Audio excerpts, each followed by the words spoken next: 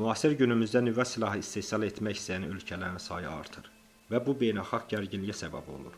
Nüvə ölkələri bu silahdan imtina, yaxud nüvə başlıqlarının sayını azaltmaq yerinə dağıdıcı silahın sayını artırmağa davam edir. Bu fonda nüvə silahından könüllü imtina etmiş ölkənin olması təəccüb doğurur. Cənubi Afrika Respublikası dünya tarixində nüvə istehsalı edib, sonra isə ondan könüllü şəkildə imtina edən yeganə ölkədir. Bu unikal hadisə nüvə silahlarının yayılmamasının qarşısının alınması və qlobal təhlükəsizliyin təmin olunması baxımından mühüm nümunədir. 1948-ci ildə Cənubi Afrika Respublikasında apartheid adlandırılan irqçi siyasi sistem mövcud idi. Ölkə əhalisinin 20%-ni təşkil edən ağdərili azlıq hakimiyyəti əl alaraq, yerli qaradərili əhalinin siyasi ictimai həyatdan təcrid etmişdi. Bu fonda 1960-cı illərdə Cənubi Afrika Respublikasının apartheid rejimi beynəlxalq təcrid və regional təhlükəsizlik narahatlıqları fonunda nüvə silahı proqramını inkişaf etdirməyə başladı. Ölkənin zəngin uran ehtiyatları və Pelindaba yaxınlığında yerləşən Valindaba uran zənginləşdirmə zavodu bu məqsədlə istifadə edildi. 1970-ci illərdə isə ölkədə yüksək zənginləşdirilmiş uran istehsalına başlandı. 1974-cü ildə Cənubi Afrika Respublikasının baş naziri John Worcester nüvə silahı proqramının inkişafını təsdiqlədi. Bu proqram çərçivəsində Respublika 1989-cu ilə qədər 6 tam hazır nüvə bombası və bir yarımçıq bomba istehsal etdi.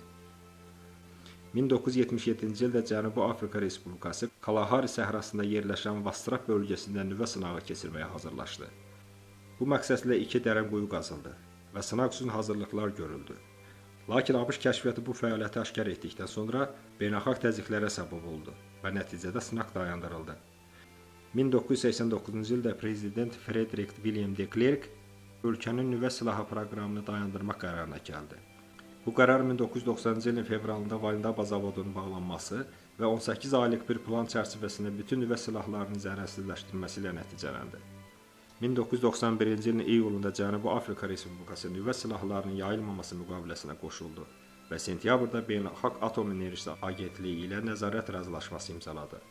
1993-cü ilin martında Prezident de Klerk rəsmi olaraq ölkənin nüvə silahı proqramının mövcud olduğunu etiraf etdi və 1994-cü ilin avqustunda Beynəlxalq Atom Enerjisi Agentliyi bu proqramın tamamilə ləğv olunduğunu təsdiqlədi.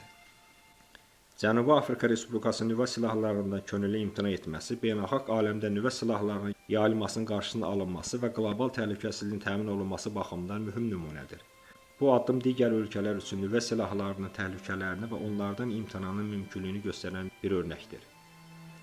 Cənubi Afrika Respublikası nüvə silahı proqramını inkişaf etdirib, sonra isə ondan könüllü şəkildə imtina etməsi dünya tarixində nadir və əhəmiyyətli bir hadisədir. Bu qərar nüvə silahlarının yayılmasının qarşısının alınması və qlobal təhlükəsizliyin təmin olunması istiqamətində atılmış mühüm bir addım hesab edilir.